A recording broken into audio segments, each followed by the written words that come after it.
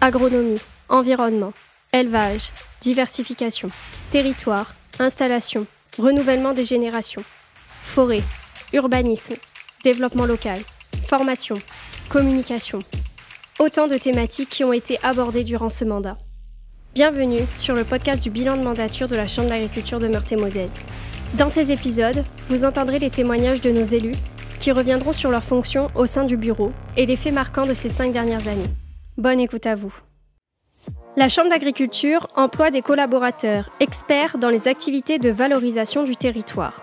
Alimentation de proximité, préservation de l'environnement, emploi, foncier. De nombreuses actions sont menées pour créer de la valeur dans le territoire meurthe-et-mosellan. En chapeautage de cette équipe, nous retrouvons Sophie Lehé, élue en charge des dossiers collectivité et développement local. Elle revient dans cet épisode sur les grandes actions menées durant la mandature et les faits marquants de ces 5 dernières années. Je suis Sophie Lehé, vice-présidente de la Chambre d'agriculture de Meurthe-et-Moselle, en charge du pôle développement collectivité territoire. Depuis 4 mandats maintenant, je connais les services chambres. Je suis exploitante agricole sur le secteur de l'Est lunévillois. Après 25 années en polyculture élevage laitier, je me suis spécialisée dans l'élevage canin.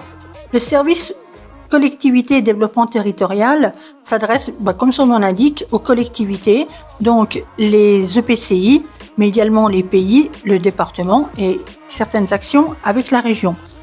Nos collaborateurs animent les commissions agricoles dans les collectivités et accompagnent les projets agricoles. On s'intéresse surtout au développement local des projets, alors que ce soit en alimentation et approvisionnement local des cantines, par exemple, qui était un gros sujet et qui l'est toujours, dans le cadre des programmes d'alimentation territoriale, mais également tout ce qui est développement local, les programmes leaders. Dans le cadre des groupes d'action locale, la Chambre d'agriculture siège dans tous les 5 territoires qui sont éligibles au développement leader. Nous avons mobilisé sur le secteur du Lunévillois, par exemple, 1,5 million d'euros, principalement pour permettre l'acquisition de véhicules de transport de marchandises ou de véhicules pour permettre de faire les marchés à un certain nombre d'agriculteurs ou de groupements d'agriculteurs qui font de la diversification. Mais l'agriculture du département, ce n'est pas que de la diversification et des produits locaux, c'est aussi un accompagnement des territoires, des collectivités sur toute la gestion environnementale et principalement sur la collecte de pneus. C'est une opération qui a très bien marché pendant ce mandat et qui sera certainement pérenne sur le mandat à venir. Nous avons pu collecter plus de 4000 tonnes de pneus sur 4 collectivités du département et nous allons donc pérenniser cette opération. Au sein du pôle collectivité, nous avons aussi 2 collaborateurs qui œuvrent pour l'accompagnement juridique. Alors que ce soit en droit social et tout ce qui est recherche d'emploi, création d'emploi, où nous accompagnons aussi la recherche de saisonniers pendant les périodes de récolte des fruits, mirabelles, pommes ou cerises, mais aussi en accompagnement rural avec des collectivités ou des particuliers qui s'interrogent sur la pérennité des baux, sur la reprise de terrain. Voilà. Et dans un environnement de plus en plus contraint, où les collectivités se sentent investies de missions agricoles dont elles n'ont pas forcément les compétences, la Chambre d'agriculture est légitime pour accompagner les collectivités dans leur réflexion sur l'agriculture. En effet, le foncier est un bien sur lequel il y a beaucoup de tensions et il faut veiller à ce que le foncier reste agricole. C'est un enjeu fondamental pour la souveraineté alimentaire de notre territoire.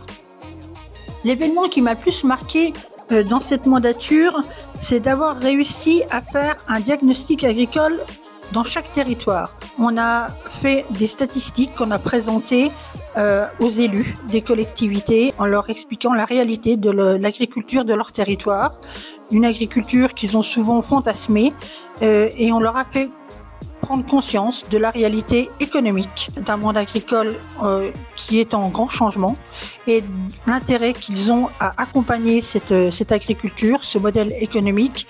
On leur a expliqué que l'agriculture était source d'alimentation, mais aussi source de protection de l'environnement, protection de l'eau, protection de l'air et créatrice d'emplois. Voilà, et c'était, je pense, à mon avis, l'événement qui est...